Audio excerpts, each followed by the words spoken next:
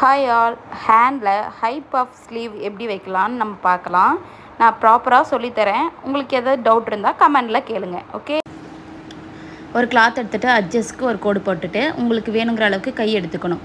உங்களோட ஜஸ்ட்டு என்ன அளவு 38 அப்படின்னு இருந்ததுன்னா அதை டிவைடட் பை 10ன்னு போட்டிங்கன்னா 3.8 வரும். அதை வந்து கோடு போட்டுட்டு என்னோடய ஆர்ம் ரவுண்டு கை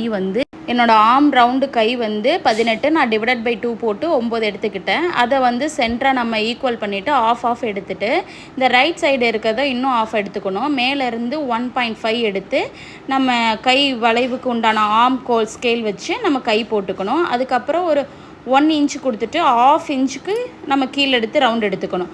ஓகேங்களா? இப்போ எனக்கு இந்த ஹேண்டு முடிஞ்சிருச்சு. பட் என்னோடய பஃப் ஸ்லீவுக்கு நான் எப்படி எடுக்கிறேன்னா, நான் மேலேருந்து 4 கீழே ஒரு 3 போதும். அதை வச்சுட்டு இந்த ஸ்கேலுக்கு நான் எப்படி போடுறேன் பாருங்கள். அது மாதிரி எடுத்து ஃபஸ்ட்டு நம்ம ஒரு ஆர்ம் ஸ்கேல் போட்டிருப்போம்ல, அதுக்கேற்ற மாதிரி ஆர்ம் வந்து ஜாயின் பண்ணிக்கணும். அதுதான் நம்மளோட பஃப் ஸ்லீவ். உங்களுக்கு 4 வேணும்னா 4 வச்சுக்கோங்க, இல்லை 5 வேணும்னாலும் 5 எடுத்துக்கோங்க. ஓகேங்களா? ஆனால் நம்ம ஜாயின் பண்ணுறது ஃபஸ்ட்டு ஸ்கேல் போட்டோம் பார்த்தீங்களா, அதில் ஜாயின் பண்ணிக்கணும். ஓகேவா? என்னோட கீழே ஹேண்ட் வந்து 5 தான் வருது, நான் 10. ஓகேங்களா? 10 எடுக்கிறேன். நான் டிவைடட் பை 2 போட்டு 5 எடுத்து அதை நான் மேட்ச் பண்ணிக்கிறேன். இதுதான் நம்மளோட கரெக்டு ஹேண்டோட அளவு. ஓகேங்களா? இதை எடுத்துகிட்டு நான் கட் பண்ணிவிட்டு இப்போ நான் மெயின் கிளாத்தில் வச்சு நான் ஜாயின் பண்ணிக்கிறேன். நம்ம ஃபஸ்ட்டு எடுத்தோம் பார்த்தீங்களா, பஃப்பு எக்ஸ்ட்ரா எடுத்தோம் பார்த்தீங்களா, அதை வந்து அர்காத் போட்டுக்கணும். போட்டுட்டு நம்ம இருக்கிற அளவு நான் எப்படி பஃப் ஸ்லீவ் பண்ணுறனோ அதே மாதிரி நீங்கள் எடுத்துக்கோங்க. இப்போ வந்து மெயின் கிளாத்தை வந்து பிரிட்டி சைடு போட்டு நம்ம வந்து ஜாயின் பண்ணிவிட்டு அதை நம்ம திருப்பிடணும். ஓகேங்களா? திருப்பிட்டு ஜாயின் போட்டுக்கணும். மறுபடியும் ஜாயின் போட்டுட்டு உங்களுக்கு வேணும்னா நீங்கள் அயன் கூட பண்ணிக்கோங்க. ஏன்னா அப்போ கொஞ்சம் நல்லா கிளாத் வந்து நல்லா நிற்கும்.